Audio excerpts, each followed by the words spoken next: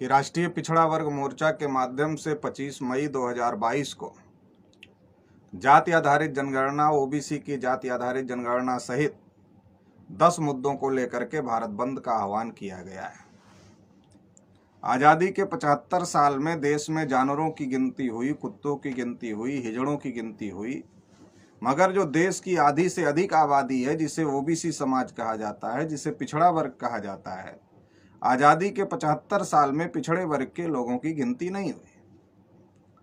ये एक बहुत बड़ा मुद्दा देश में है और गिनती ना होने की वजह से पिछड़े वर्ग के लोगों की गिनती ब्राह्मण हिंदू के नाम पर अपने साथ मिलाकर करते रहे और इसकी वजह से जो 3.5% ब्राह्मण हैं, वो 3.5% ब्राह्मण पिछड़े वर्ग के लोगों का समर्थन लेकर के बहुसंख्यक होते हैं, देश की सत्ता और व्यवस्था पर कब्जा करते हैं और फिर पिछड़े वर्ग को ही उनके हक अधिकार से वंचित करने का काम करते हैं। जब जब पिछड़ा वर्ग अपने हक अधिकार की लड़ाई लड़ने के लिए सामने आया है, तब तब ब्राह्मणवादियों द्वारा उस लड़ाई को डाइवर्ट करने की कोशिश की जा रही है। अभी 25 मई के भारत बंद को भी डाइवर्ट करने के लिए तमाम प्रकार की कोशिशें की जा रही है, चाहे वो हनुमान चालीसा विवाद और अजान विवाद का मामला हो, चाहे हिजाब विवाद का मामला हो, या अभी शिवलिंग विवाद का मामला हो। तो ये जो तमाम प्रकार के विवाद खड़े किए जा रहे हैं, वो विवाद खड़े करने के पीछे का जो मकसद है, ओबीसी को उसकी वास्तविक लड़ाई से भटकाने का मकसद है। ये कोई पहली बार नहीं हो रहा है। जब 90-92 के दौर में पिछड़े वर्ग के लोग मंडल कमीशन की लड़ाई को समझ रहे थे और मंडल कमीशन की लड़ाई को लड़ रहे थे, तो उस समय भी बाबरी मस्जिद और राम जन्मभूमि का मुद्दा आरएसएस, बीजेपी, बजरंग दल और विश्व हिंदू परिषद के द्वारा खड़ा किया गया था। 1990 में मंडल कमीशन लागू हुआ और मंडल की केवल एक सिफारिश लागू हुई और मंडल कमीशन को उस समय के ब्राह्मण खींचकर सुप्रीम कोर्ट ले गए। 16 नवंबर 1992 को सुप्रीम कोर्ट का फैसला आया। 52% ओबीसी को केवल 27% आरक्षण दिया गया और 27% में भी क्रीमी लेयर लगा दिया गया। 3743 जातियों को मंडल ने ओबीसी माना था और सुप्रीम कोर्ट के फैसले में केवल 1998 जातियों को ही ओबीसी माना गया। तो इस प्रकार से 52 को 27 देना, 27 में भी क्रीमी लेयर लगाना और मंडल की केवल एक सिफारिश लागू करना और 3743 जातियों में से केवल 1998 जातियों को ही ओबीसी मानना, ये एक बहुत बड़ी धोखेबाजी ओबीसी के साथ में 1992 में हुई। लेकिन ब्राह्मणवादियों ने सोचा कि अगर ओबीसी के लोग इस धोखेबाजी को समझेंगे और इसके खिलाफ संसद को घेरने का काम करेंगे, तो ओबीसी के लोगों को उनका हक हिस्सा तो देना ही पड़ेगा, क्योंकि ओबीसी की संख्या 52% है और ओबीसी का समर्थन लेकर के ही ब्राह्मणवादी देश की सत्ता और व्यवस्था पर कब्जा किए हुए हैं। अगर ये कहा जाए कि ब्राह्मणवादी सत्ता और व्यवस्था में जो ऑक्सीजन देने का काम कर रहा है वो ओबीसी कर रहा है, अगर ओबीसी वहां से कटता है तो ऑक्सीजन बंद हो जाता है। तो इसलिए ब्राह्मणवादियों ने सोचा कि अगर ओबीसी अपने हक अधिकार की लड़ाई लड़ेगा तो फिर उनको ऑक्सीजन कौन देगा, ओबीसी खुद ही हुक्मरान हो जाएगा। तो इसलिए ब्राह्मणों ने ओबीसी के लोगों को उस लड़ाई से डाइवर्ट करने का कोशिश किया और ओबीसी के लोगों को विनय कटियार, कल्याण सिंह, उमा भारती, प्रवीण तोगड़िया जैसे तमाम पिछड़े वर्ग के नेताओं को सामने करके बाबरी मस्जिद और राम जन्मभूमि मुद्दे में उलझाने का काम किया, उस विवाद में उलझाने का काम किया।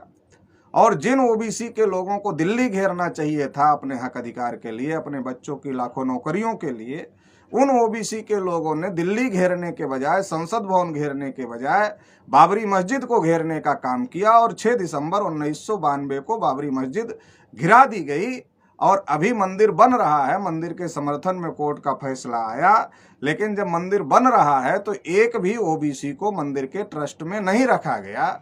इससे ये बात साबित होती है कि पिछड़े वर्ग को इस्तेमाल करने के लिए, पिछड़े वर्ग को उनके हक अधिकार से वंचित करने के लिए उन्हें मंदिर और मस्जिद की लड़ाई में शामिल किया गया था। तो ये पिछड़े वर्ग के मुद्दे को डाइवर्ट करने के लिए किया गया था।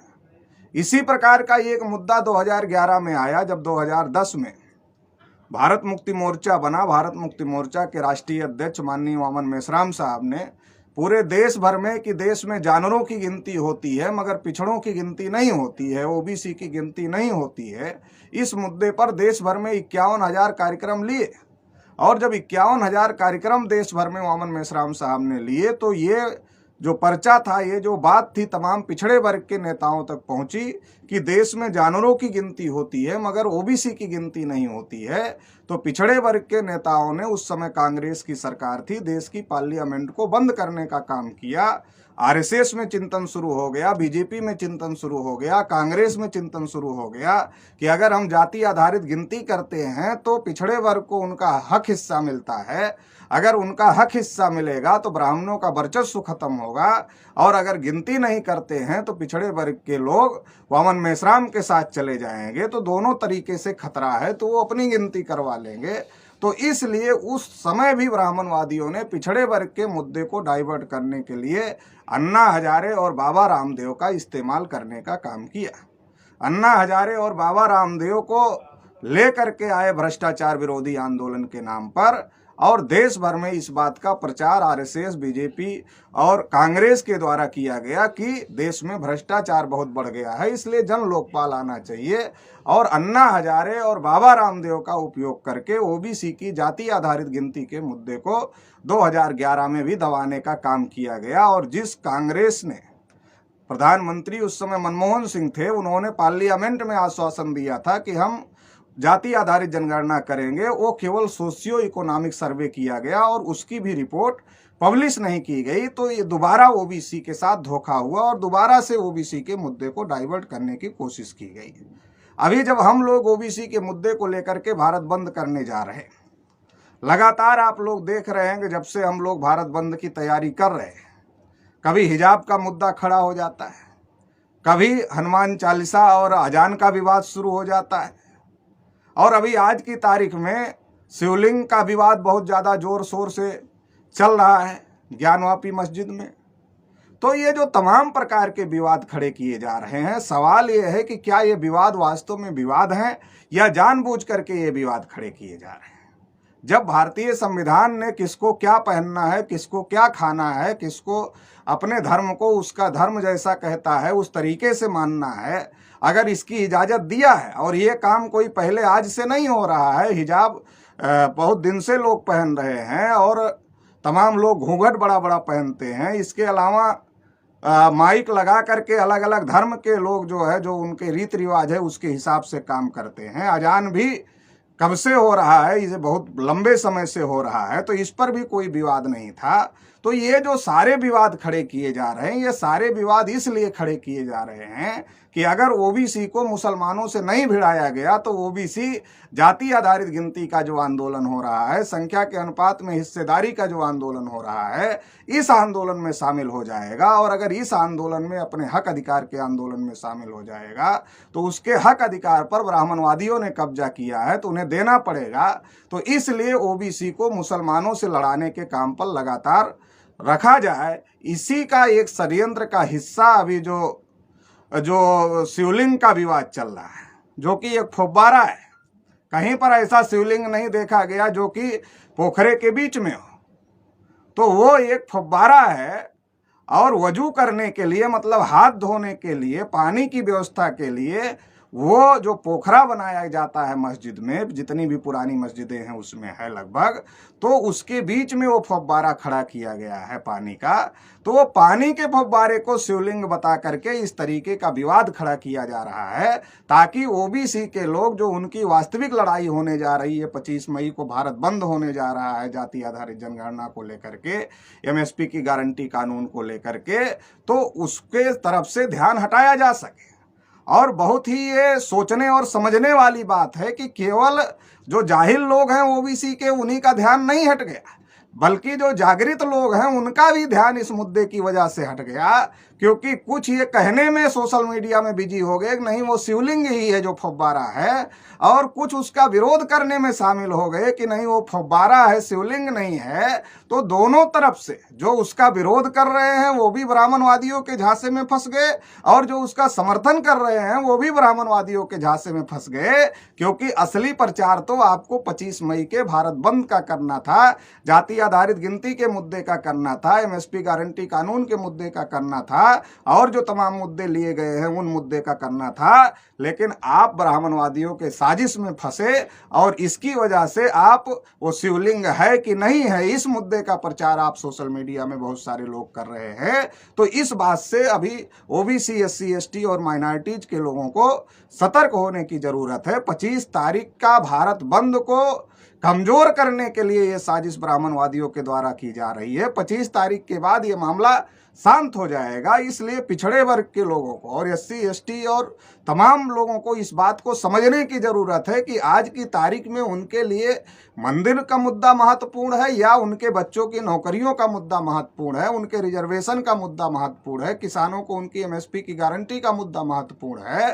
तो इस बात को हमको समझने की जरूरत है, क्योंकि मंदिर बनेगा तो मंदिर की कमाई तो ब्राह्मण ही खाएगा। मंदिर बनेगा तो मंदिर में, जैसे अयोध्या में मंदिर की लड़ाई विनय कटियार, कल्याण सिंह, उमा भारती, प्रवीण तोगड़िया ने लड़ा, लेकिन जब ट्रस्ट बना तो ट्रस्ट में एक भी ओबीसी को नहीं रखा, तो कमाई ब्राह्मण खाएगा। तो हमें मंदिर की लड़ाई नहीं लड़ना है, मंदिर की लड़ाई ब्राह्मण लड़े हुए उसकी कमाई खाते हैं, हमें कोई ऑब्जेक्शन नहीं है, उनको भी बाबा साहब ने अधिकार दिया है, लेकिन हमें अपने हक अधिकार की लड़ाई को लड़ना है। इस बात को हम लोगों को ध्यान में रखने की जरूरत है और इस बात को ध्यान में रखते हुए हम लोगों को भारत बंद का प्रचार और प्रसार करने की जरूरत है।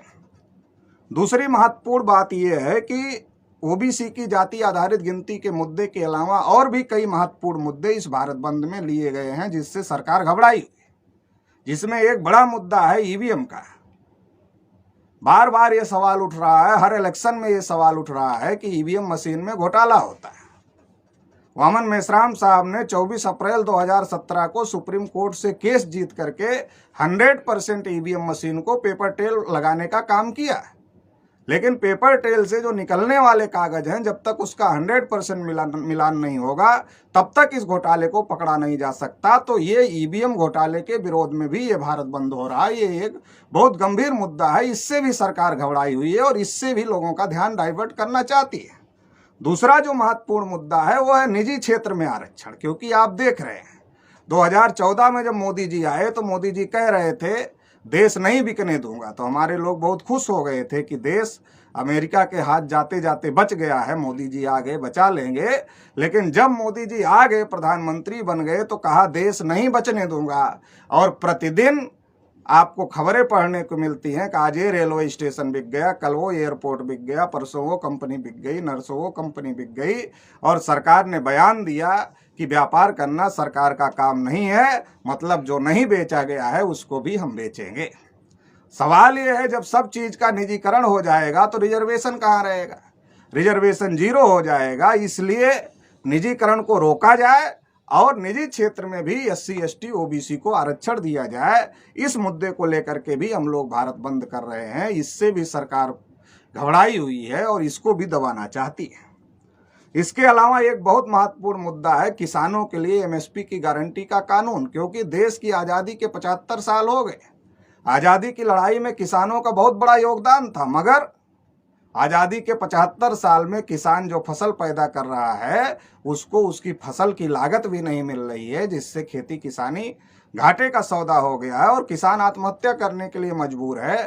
तो इसलिए एमएसपी की गारंटी का कानून लाया जाए, ये भी भारत बंद में हम लोगों की मांग है। इसके अलावा एनआरसी, सीए और एनपीआर जो कि देश के आम नागरिकों के विरोध में है, देश के आम नागरिकों को उनके ही देश में कागज के आधार पर उनको विदेशी साबित करने की योजना है, तो इसलिए हम इसका भी विरोध करते हैं। एससी, एसटी, ओबीसी और माइनॉरिटी के लोग, सभी लोगों को वो कागज के आधार पर विदेशी साबित करने की कोशिश कर रहे हैं, तो इसका विरोध करते हैं और डीएनए के आधार पर एनआरसी हो, ये मांग करते हैं। इसके लिए भी हम लोग भारत बंद कर रहे हैं। इसके अलावा एक बहुत बड़ा मुद्दा कर्मचारियों, अधिकारियों का है, पुरानी पेंशन बहाली का, तो इसके लिए भी हम लोग भारत बंद कर रहे हैं।